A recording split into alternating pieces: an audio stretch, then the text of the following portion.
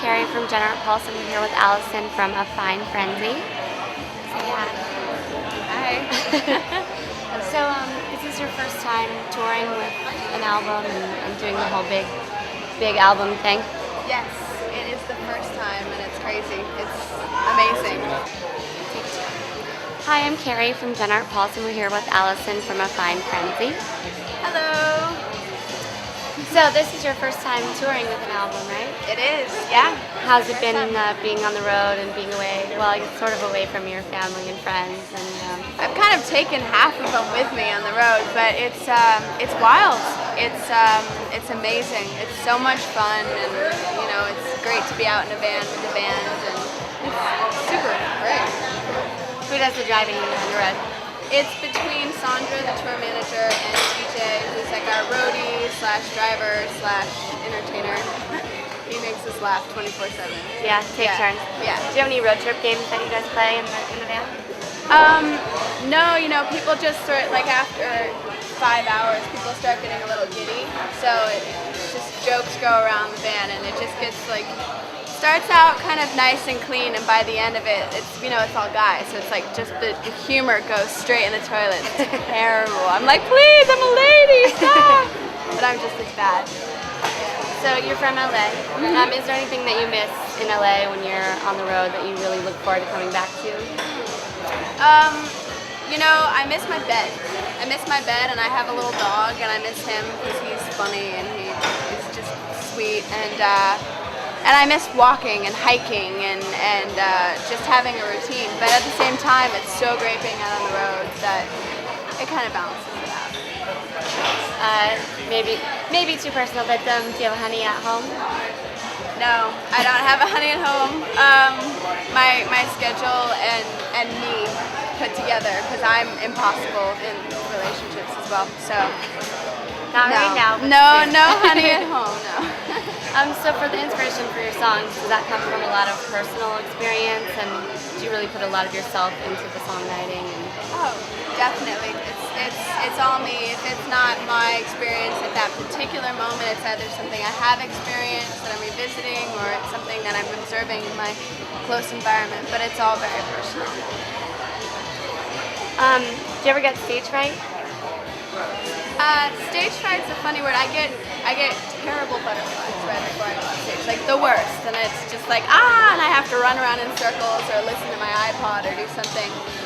But as soon as I get out on the stage, I'm fine. Goes away. Yeah. What about getting used to all the things that come with sort of the stardom that you're getting now? The interviews like this, the photo shoots, the music videos, all the stuff that you're sort of expected to do now. Is that a weird thing for you, or are you getting used to it?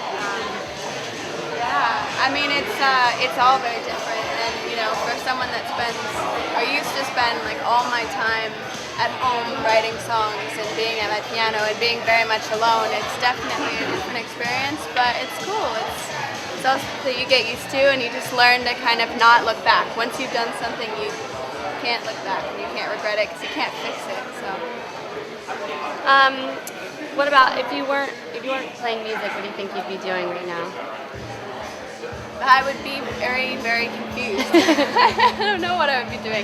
I think maybe I would be doing something with art, like with graphic design, because I do enjoy that, and I do a bit with our artwork. But otherwise, I have no idea. I mean, I love making music, and I never gave myself a backup plan. Let's get 100% into it. Might as well.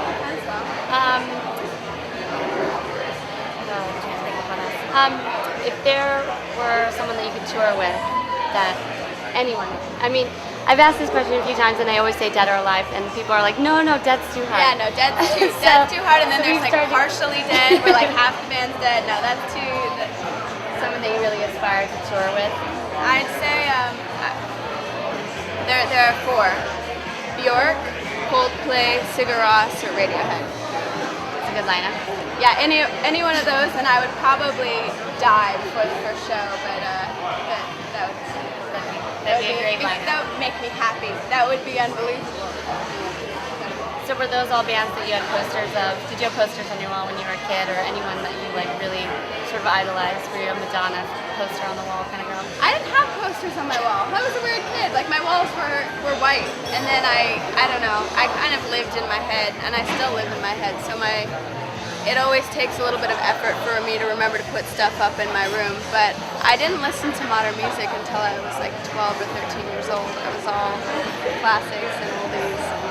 Were you taking piano lessons since you were really young? Not at all. No? When did you start playing piano? Like 3 years ago.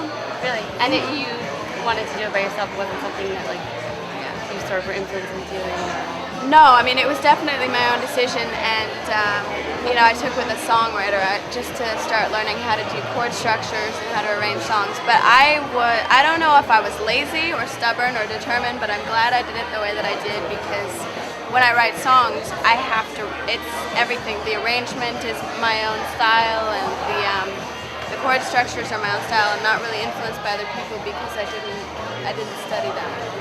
It's very up to just listen. And I was going to say, from your last show, I really loved the outfit that you wore on today.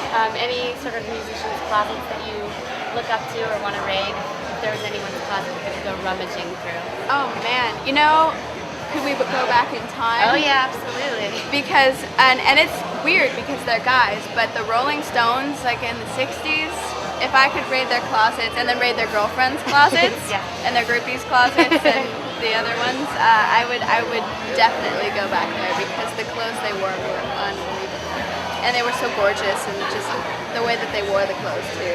I would try to take that with me as well. Yeah. So what's next after South by Southwest? Where do you go, and what are you up to in the next couple of months? We have a minute to go home and kind of catch our breaths and look ahead, and then we have a few different tours that we're looking to hop onto. So I'm not quite sure which one we're going to take yet. I think it just depends on who's the best fit and where we go, and then we release the album in June, One Sun on the Sea, and that's the big thing. So I don't know what's going to happen from there.